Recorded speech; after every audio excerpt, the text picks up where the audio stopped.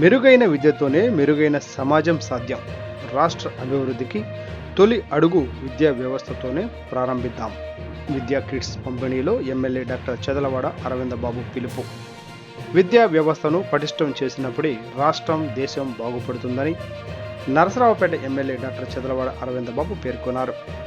ఈ మేరకు నరసరావుపేట మండలం లింగంగుంట గ్రామంలో శంకర భారతీపురం జిల్లా పరిషత్ ఉన్నత పాఠశాల విద్యార్థులకు కిట్స్ పంపిణీ చేపట్టారు.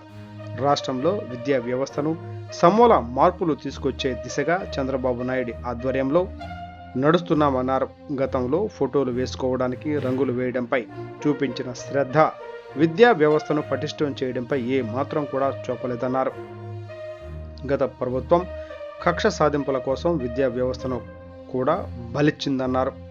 ప్రజలకు చెందిన రూపాయి కూడా వృధా కాకూడదన్నదే చంద్రబాబు ధ్యేయం అని అన్నారు. అందుకే విద్యా కిట్లపై జగన్ పేరు ఉన్నా కానీ వాటినే పంచడానికి సిద్ధమవడం చంద్రబాబు దార్శనికతకు నిదర్శనం. ప్రజల కోసం పనిచేసే చంద్రబాబుతో విద్యా వ్యవస్థలో సమూల మార్పులు సాకారం అవుతాయని ఎమ్మెల్యే డాక్టర్ చదలవాడ తెలిపారు. ఈ కార్యక్రమంలో ఉపాధ్యాయులు, స్థానిక నాయకులు పాల్గొన్నారు.